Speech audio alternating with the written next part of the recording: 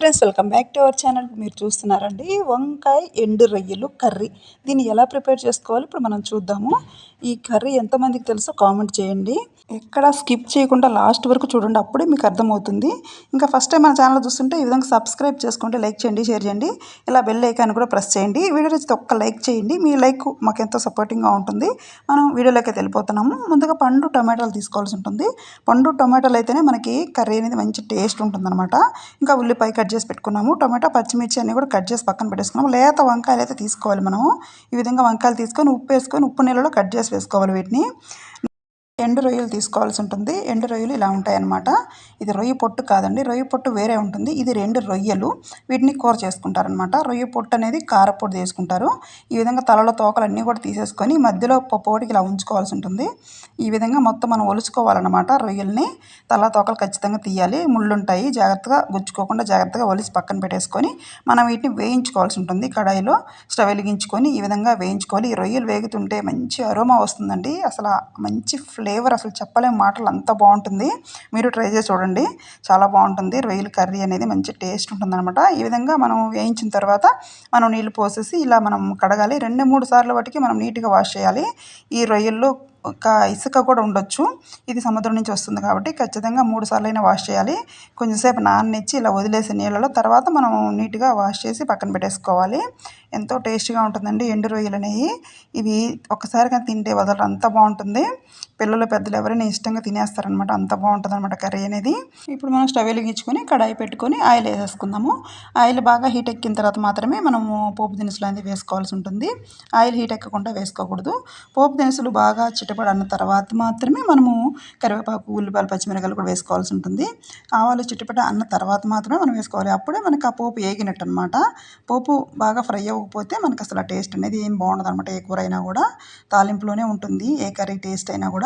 ఈ విధంగా చక్కగా ఉల్లిపాయలు కట్ చేసి పెట్టుకున్నాం కదా ముందుగా మనము, ఇవన్నీ కూడా వేయించుకొని చక్కగా మనం కర్రీ అనేది చేసుకుంటున్నాము. దీన్ని చాలా రకాలుగా చేయొచ్చు. చింతాకు పొడి వేసుకొని కూడా చేసుకోవచ్చు అనమాట.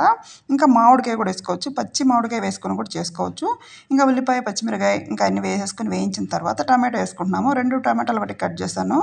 ఇలా ప్యూరీ చేసుకోవాలన్నమాట. పండు టమాటాలు అయితే బాగుంటుంది. ఇంకా మీకు పండు దొరకలేదు అనుకున్నప్పుడు టమాటా ప్యూరీ అని వేసుకోవచ్చు, చాలా బాగుంటుంది. ఈ విధంగా మొత్తం ఫ్రై అయిపోయిన తర్వాత మనం నీట్గా కట్ చేసి పెట్టుకున్నాం కదా లేత వంకాయలు తీసుకున్నాము. లేత వంకాయలు అయితేనే మనకి కూర అనేది చాలా బాగుంటుంది టేస్ట్. ఈ విధంగా కట్ చేసి పెట్టి ఉప్పు నీళ్ళలో వేసుకోవాలి, ముందే కట్ చేసుకోకూడదు. ఇంకా మనం కట్ చేసుకునేటప్పుడే వేసేసుకోవాల్సి ఉంటుంది. ఎక్కువ వదిలేసామంటే కరుణ వచ్చేస్తాయి అనమాట.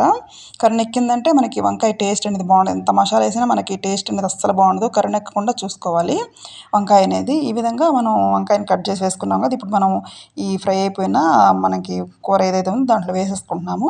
చక్కగా మనకి టమాటో అనేది మగ్గిపోయింది. ఈ విధంగా వేసేసుకొని మనము వంకాయలు వేసిన వెంటనే మనం ఎప్పుడైనా కూడా సాల్ట్ వేసుకోవాలి. సాల్ట్ కానీ ఉప్పు కానీ ఏదైనా వేసుకోవాలి, లేదంటే మనకి వంకాయ కరుణెక్కే ఛాన్స్ ఉంటుంది. ఆ విధంగా మనమైతే కర్రీ అనేది ఈ విధంగా చేసుకోవాల్సి ఉంటుంది. ఇది ఎవరైనా చేయొచ్చు, వంట రాని వాళ్ళు కూడా చేయొచ్చు, కానీ ఈ చిన్న టిప్స్ పాటిస్తే సరిపోతుంది. వంకాయ కరుణెక్కకుండా చూసుకుంటే సరిపోతుంది, చాలా బాగుంటుంది టేస్ట్ అయితే. ఇంకా మనం చింతాకు పొడి వేసుకొని ఎకర పెట్టుకున్నామంటే 2 రోజులైనా పాడవదు కూర, చాలా బాగుంటుంది. మన ఛానల్లో ఇంకా చింతాకు పొడి వేసిన కర్రీస్ కూడా ఉన్నాయి, వీడియోస్ చూడండి మీకు ఇంట్రెస్ట్ ఉంటే. ఇంకా పసుపు వేసుకోవాలి. ఈ వంకాయ కూరలోకి ఒక చిటికెడు ఎక్కువ వేసుకోవాలండి పసుపు, ఎందుకంటే వంకాయ అనేది ఉడికితే నల్లగా అయిపోతుంది. కాబట్టి మనము అన్ని కూరల కంటే వంకాయ కూరలో ఒక చిటికెడు పసుపు ఎక్కువ వేసుకోవాలి. వేసుకొని మొత్తం కలిసే విధంగా ఈ విధంగా కలుపుకోవాలి. మనం వేసిన సాల్ట్ ఇంకా పసుపు అంతా కూడా మన ముక్కలకి పట్టే విధంగా చక్కగా నీట్గా ఇలా కలుపుకోవాల్సి ఉంటుంది. ఈ విధంగా మనం చక్కగా కలిపిన తర్వాత కారం వేసుకుంటున్నాం, తగినంత కారం వేసుకుంటే సరిపోతుంది. చాలా బాగుంటుందండి టేస్ట్ అయితే. మీరు కూడా తప్పకుండా ట్రై చేయండి. ఎండు రొయ్యలతోటి కాంబినేషను ఏ అయినా బాగుంటాయి. ఇంకా బీరకాయ ఎండు రొయ్యలు కూడా చాలా బాగుంటుంది కాంబినేషన్. ఇంకా మామిడికాయ వేసుకొని ఎగరబెట్టుకున్నామంటే చాలా బాగుంటుంది. ఈ కర్రీ రైస్లోకైనా బాగుంటుంది, సంగట్లోకైనా బాగుంటుంది, ఇంకా దోశలోకైనా బాగుంటుంది, చపాతీ, పూరి ఇలా ఎందులోకైనా తినొచ్చండి, అంత బాగుంటుంది ఈ కూర అయితే. మేమైతే ఎప్పుడు చేసుకుంటూనే ఉంటాము, మాకు దొరుకుతాయి అనమాట, చాలా ఈజీగా దొరుకుతాయి ఈ రొయ్యలైనవి. మాకు ఇళ్ళమ్మటే వస్తాయి, లేదంటే మార్కెట్కి వెళ్ళి కూడా తెచ్చేసుకుంటాము. చాలా సింపుల్గా ఈజీగా దొరికేస్తాయి. టేస్ట్ అయితే మాత్రం అసలు నెక్స్ట్ లెవెల్లో ఉంటుంది, ఒక్కసారి తింటే వదలరు, అంత బాగుంటుందన్నమాట. విధంగా మొత్తం కూడా మగ్గిపోతుంది. సిమ్లో పెట్టేసుకొని మనం చేసుకోవాలి, అడుగు పట్టేయకుండా. తగినన్ని వాటర్ అయితే వేసుకోవాలి, ఉడకాలి కదా మనకి వంకాయ అనేది. చక్కగా ఉడికిపోవాలంటే మనం వాటర్ అయితే వేయాలి కదా.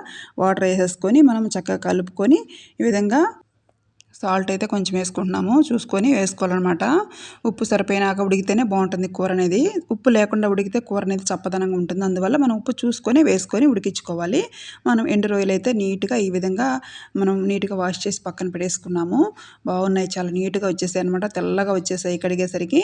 ఈ విధంగానే చేసుకోవాలి, లేకపోతే అసలు తినలేం, ఇసుక తగులుతుంది అనమాట. ఇసుక తగిలిందంటే మనం అసలు తినలేం కదా. ఈ విధంగా ఉడికే వంకాయల్లోనే మనం ఎండు రొయ్యలు కూడా వేసేస్తాము. ఎండు రొయ్యలు ఎక్కువ ఉడకాల్సిన అవసరం ఉండదు, ఒక్క మంటకే ఉడికిపోతాయి అన్నమాట. ఈ విధంగా మొత్తం కూడా కలిపేసుకోవాలి.